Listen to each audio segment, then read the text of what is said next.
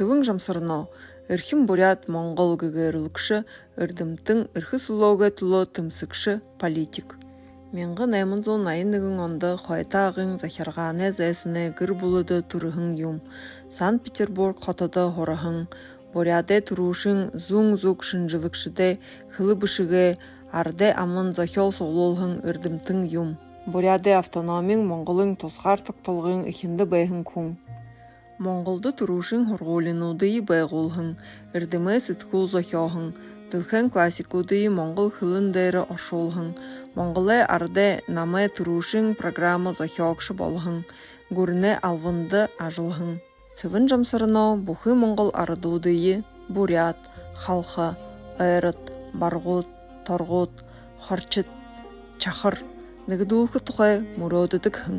Гүрнэ хөгжилдө хубисхалэ болбосарлы хэнд бүтгэх гэж хандаг.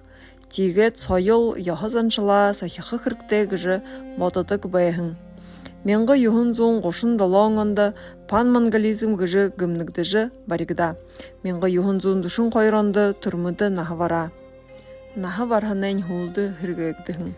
Цэвэн жамсарно ардуудэ нэгдлэ болбосарлы эрхэсүлөөгэ төлөө тэмцэлэ хуулд тэмдэг болно.